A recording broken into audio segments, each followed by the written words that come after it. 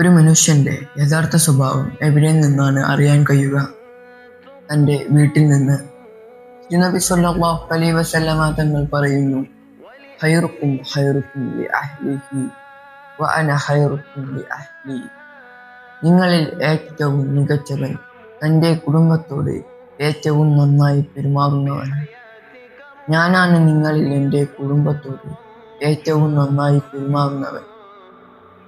ഇന്ന് പലരും സമൂഹത്തിൽ മാന്യനായി അറിയപ്പെടുന്നു.